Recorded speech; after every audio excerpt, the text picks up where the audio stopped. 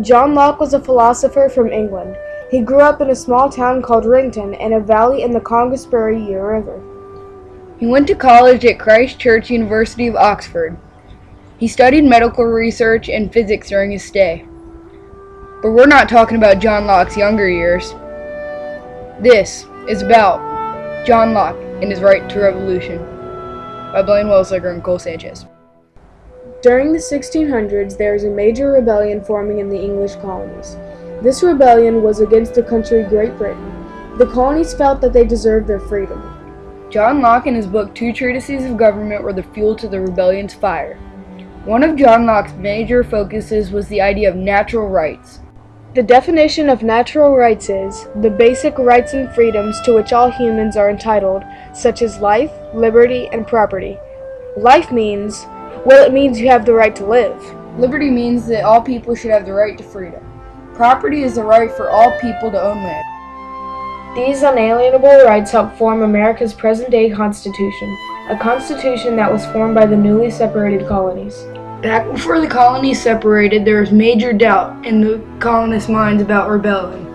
These doubts were settled by John Locke's beliefs and ideas on rebellion. A major contributor to the American Revolution was Thomas Paine. Author of the book Common Sense, he and John Locke helped urge the troops to keep fighting for their independence. These are the times that drive men's souls. The summer soldier and the sunshine patriot will, in this crisis, shrink from the service of his country, but he that stands it now deserves the love and thanks of man and woman. These famous words of Paine urged the American colonies to never stop fighting for their independence. Now you see why Paine and John Locke were so similar. Chapter 2 of John Locke's book, Two Treatises of Government, corresponds directly to the section of the Declaration of Independence that states that all men are created equal. This is just one of the many ideas that both have. The new government of the colonies took Locke's word very seriously, never wavering from him and his teachings. If John Locke did not write this book, then the Ninth Amendment would have never been applied into the Constitution. The amendment states that all Americans would have rights that may not be listed in the Constitution. These rights that were not listed were the things that the colonies were fighting for. They held true to the Ninth Amendment. This is why they are constantly patronized by the British. King George III had the colonists under a tyrannical rule. They felt that the colonists weren't ready to be a separate country and wanted them to abide by their rules. The colonists hated the British and their harsh rules. They did not like the fact that they were under a religious restraint. The colonists believed that they had rights that were not being given to them. This is the major reason that the colonists felt they needed to rebel against the British.